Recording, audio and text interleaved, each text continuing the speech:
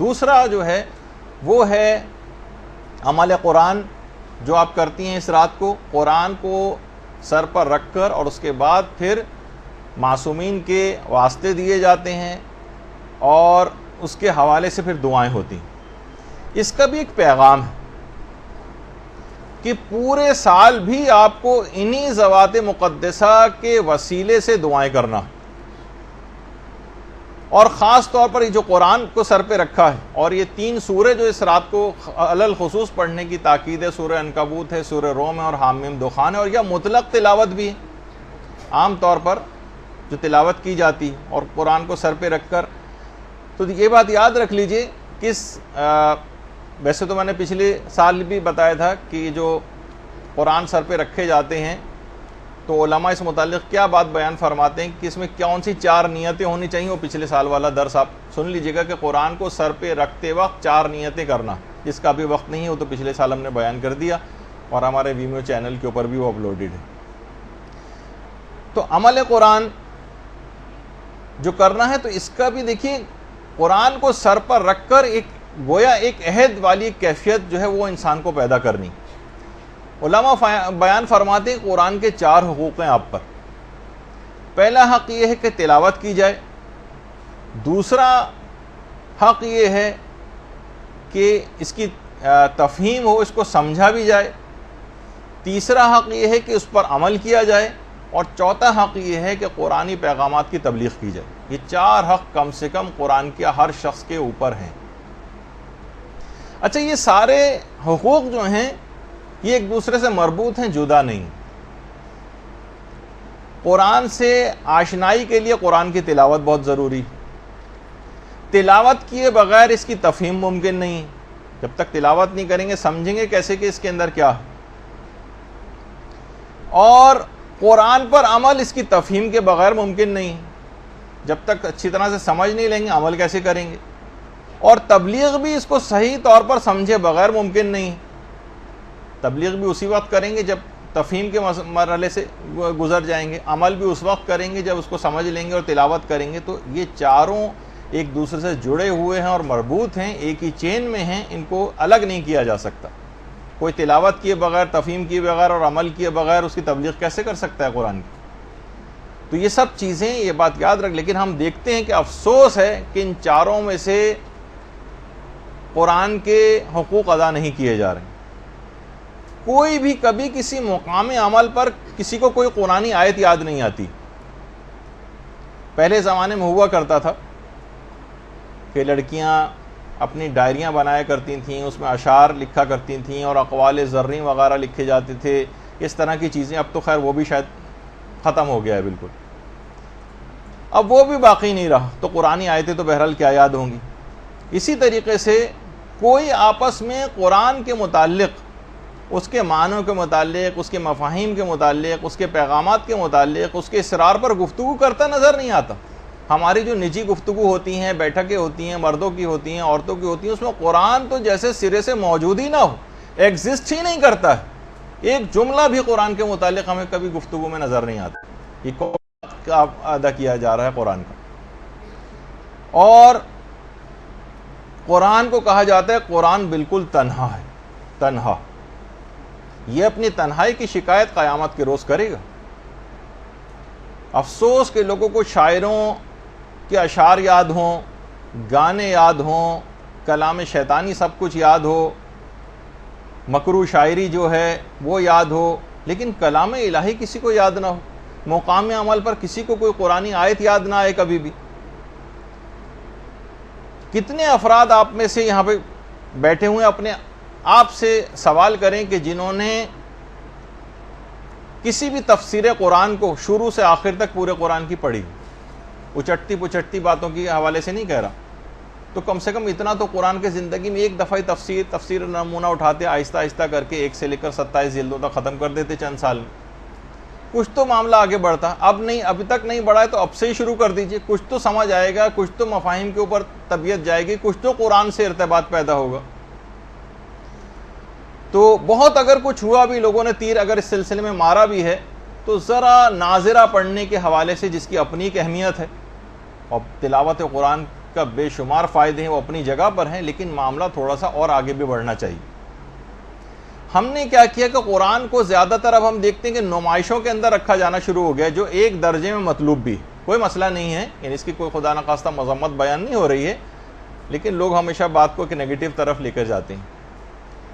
نمائش ہو رہی، اور جناب اتنا چھوٹا قرآن اس کو نمائش کے لیے پیش کیا جا رہا ہے، اور جناب اتنا بڑا قرآن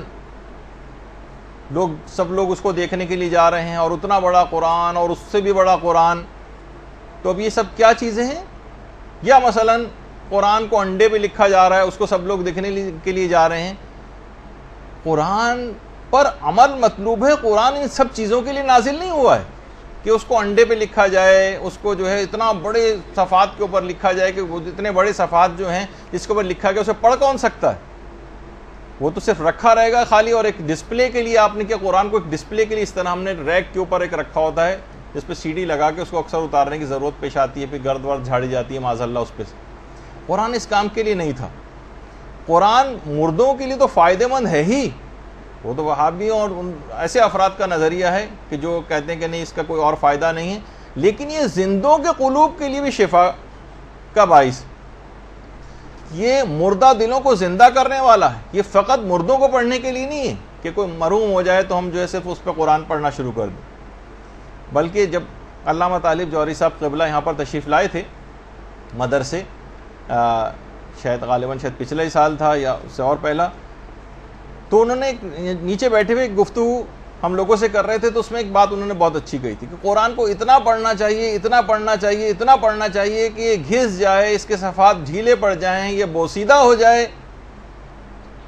تو کیا ہوا؟ آپ نیا خرید کر لے آئیں۔ جس طرح قرآن بوسیدہ ہو جاتا ہے، پرانے بزرگوں کا ہو جاتا ہے، اس کو آپ ٹھنڈا کرتے ہیں، اس کو بھی آپ ٹھنڈا کر دیں، اور نیا قرآن، تو قرآن پر اتنا پڑھنا ہے، اتنا پڑھنا ہے، اتنا پڑھنا ہے، قرآن پڑھ کے آپ خستگی اس کے اندر آ جائے۔ اب بالکل ایسا قرآن کہ جناب نسلیں گزرتی چلی جا رہی ہیں اور ذرا سا نشان کہیں نظر نہیں آتا کہ اس نے آج تک کبھی کسی نے اس کو اٹھا کے پڑھا۔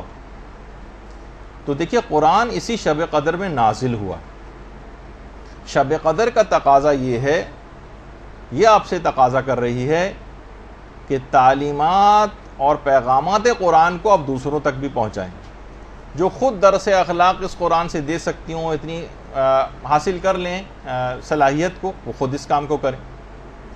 بچوں کو پڑھا سکتی ہیں، 3-4 بچوں کو جمع کر لیں، محلے کے بچوں کو جمع کر لیں، اپنے رشتہ دار بچوں کو جمع کر لیں، قرآن کا کوئی حق تو ادا کریں۔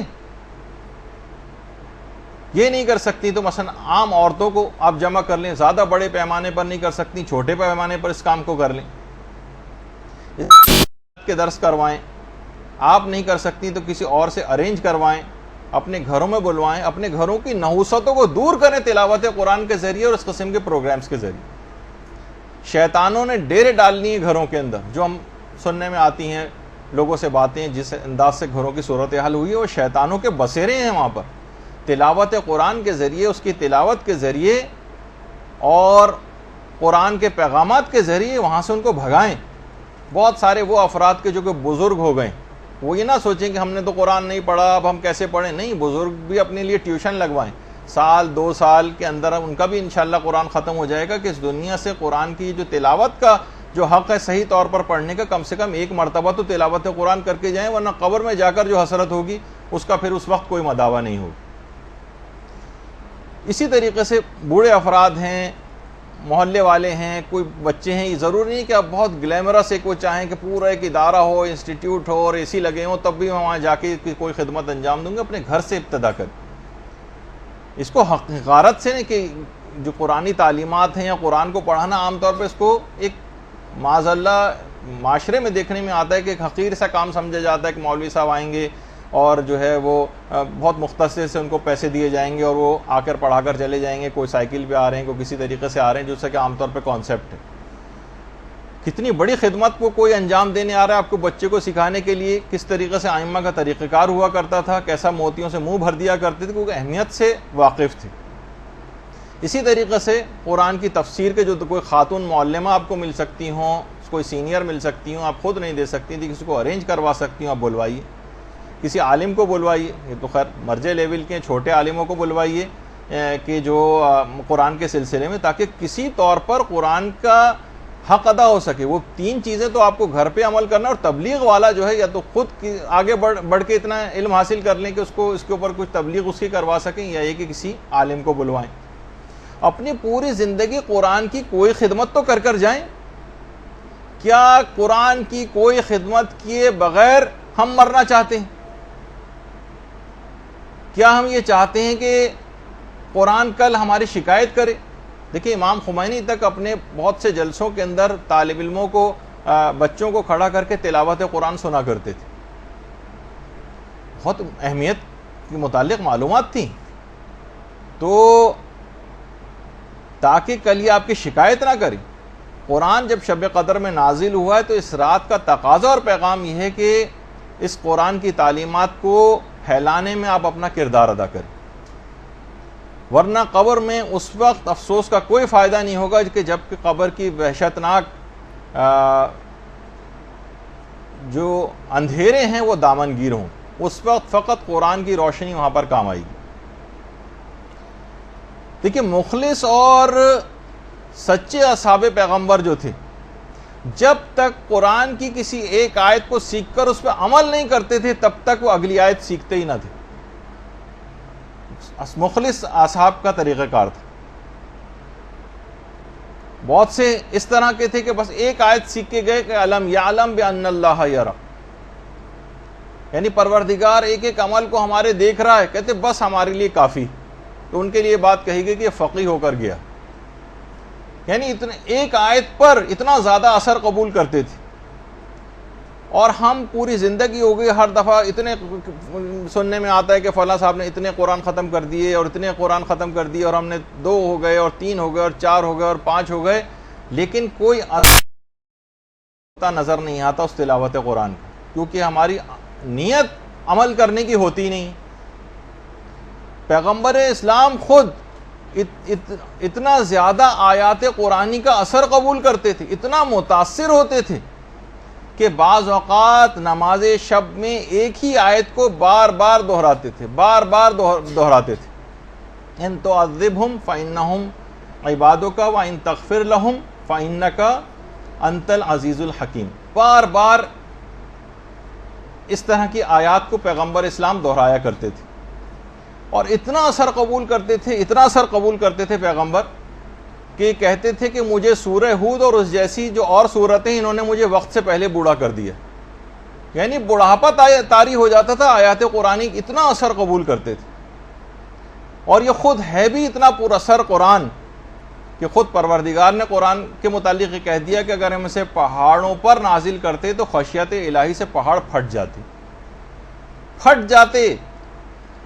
اور اتنا قرآن پہ پیغمبر نے عمل کر کے دکھایا کہ خود پیغمبر اسلام کی ایک زوجہ فرماتی ہیں کہ آپ کا جو اخلاق ہے وہ قرآن ہی تو ہے۔ اتنا قرآن کے اوپر عمل کیا تھا کہ خود آپ کا اخلاق سمجھے کہ قرآن اور اخلاق مترادف معنوں میں استعمال ہونے لگے۔ جیسے ہی آیات نازل ہوتی، دیکھیے ہمارے لیے بھی حکم ہے فقط تلاوت نہیں کرنا ہے، عمل کی کیفیت کیا ہونی چاہیے جیسے پیغمبر کی تھی۔ جیسے جیسے آیات قرآنی نازل ہوتی گئیں، پیغمبر کا عمل شدت کے ساتھ ان آیات قرآنی پہ بڑھتا چلا گیا۔ جو حکم آتا فوراً اس کے اوپر عمل کرتے۔ دیکھیے اعلان رسالت سے پہلے زیادہ تر پیغمبر اسلام اپنا وقت جو ہے عبادت کے لیے غار حرا میں تنہائی میں گزارتے تھے۔ جو حکم آتا فوراً عمل کرتے، تو عبادت کے لیے غار حرا جاتے تھے اس سے پہلے۔ لیکن جب وہ آیت نازل ہوئی وانذر عشیرتک الاقربین،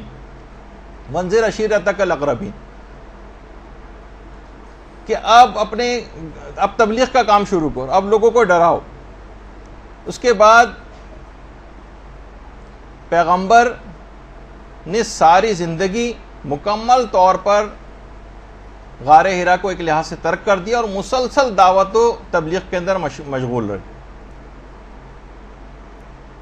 اور بالکل نہ گھبرائے، نہ کبھی اکتائے، نہ، اور آخری سانس تک تبلیغ کے اندر مصروف رہے۔ اچھا، ادھر صبر و استقلال کا حکم آیا قرآن کے اندر تو کافروں کی کتنی زیادہ مخالفت تھی، طائف میں جاہلوں نے کیسا پیغمبر پہ تشدد کیا تھا، اور مدینے کے جو یہودی تھے اور منافقین تھے ان کی سازشوں کے سامنے پیغمبر صبر و ثبات کا ایک پہاڑ بن کر کھڑے ہو گئے، ایسا عمل کیا۔ مدینے میں جب جہاد کا حکم آیا تو مدنی پوری زندگی جہاد سے عبارت ہو گئی، غزوات، سرایا، جنگ و صلح، لشکر کشی، فتوحات سے پوری زندگی اس کے بعد عبارت رہی۔ یہ سب کیا تھے؟ قرآنی آیات پر عمل کرتے جا رہے تھے۔ پریشان حال کی پریشانی کو دور کرنے کا حکم آیا تو قرضے لے لے کر حاجت مندوں کی جو حاجت روائی کرنے لگے۔ قرآن میں عہد کی پابندی کا حکم آیا کہ اپنے عہد کو پورا کرو۔ اتنا ایفائے عہد کیا کہ دشمن تک آپ کے وعدوں کا اعتبار کرتے تھے اور رتی برابر، ذرہ برابر بھی شک نہیں کرتے تھے کہ پیغمبر جو ہے اس کی وعدہ خلافی کر سکتے ہیں۔ درگزر کرنے کا، معاف کرنے کا حکم آیا، پیغمبر نے اتنا عمل کیا کہ کسی سے کبھی کوئی انتقام نہیں لیا۔ عدل و انصاف کرنے کا حکم آیا، اتنا عمل کیا کہ دشمنان تک پیغمبر کے دیکھ کر حیران رہ جاتے تھے کہ کس طرح سے اتنا عدل و انصاف ممکن ہے۔ حکم شکر آیا قرآن کے اندر تو پیغمبر اتنا شکر گزار بندے بنے، اتنا شکر کہ اتنی عبادت کرتے کہ ساری رات گزار دیتے، سوتے وقت سونے کے لیے جاتے تو شکر کرتے، جب بستر سے اٹھتے تو شکر کرتے، کوئی نعمت ملتی تو شکر کرتے، کھانا کھانے کے بعد شکر کرتے، لباس جب اس وقت تبدیل کرتے اس وقت شکر کرتے، آئینہ دیکھتے اس وقت شکر کرتے، چاند دیکھتے اس وقت شکر کرتے، وضو کرنے کے بعد شکر کرتے، بیمار پرسی کے لیے جاتے اس وقت شکر خدا انجام دیتے، خریداری کے لیے بازاروں میں جاتے تو شکر کرتے۔ کوئی زندگی کا لمحہ ایسا نہیں تھا کہ جب پیغمبر حمد و شکر نہ بجا لاتے ہوں قرآن پر عمل کرنے کی وجہ سے۔ اور جب قرآن کی وہ آیت نازل ہوئی کہ وَكُلُوا وَاشْرَبُوا وَلَا تُسْرِفُوا، کہ کھاؤ پیو اور اسراف نہ کرو، تو بھوک جب تک نہ لگتی نہ کھاتے پیغمبر، اور تھوڑی سی بھی اگر بھوک باقی رہ جاتی تھی تو اپنے ہاتھ کو کھینچ لیا کرتے تھے۔ پانی کے استعمال میں اتنا زیادہ محتاط ہو گئے کہ اس کے بعد کہا کہ اس پانی کے سلسلے میں بھی اسراف نہ کرو، اگرچہ تم بہتے ہوئے دریا کے قریبی کیوں نہ ہو۔ تو اتنی عبادت کرتے، اتنا شکر ادا کرتے کہ بالآخر پروردگار کو یہ کہنا پڑا کہ قوم اللیل الا قلیلا، ہے کہ رسول ذرا کم عبادت کرو راتوں میں۔ کتنی مثالیں دی جائیں کہ پورا قرآن پیغمبر اسلام کی سیرت کا ترجمان بن گیا۔ یہ ہیں اللہم صلی علی محمد وعلی محمد۔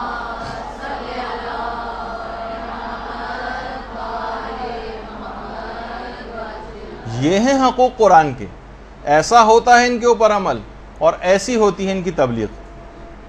اتنا عمل کہ اس کے بعد پھر پیغمبر اسلام کے لیے پروردگار کو یہ کہنا پڑا کہ ان اللہ و ملائکتہ یصلون علی النبی یا ایھا الذین آمنوا صلوا علیہ وسلموا تسلیما۔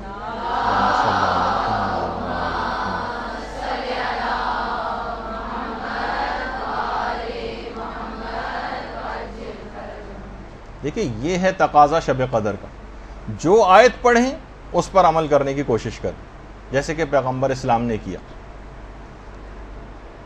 اچھا، اب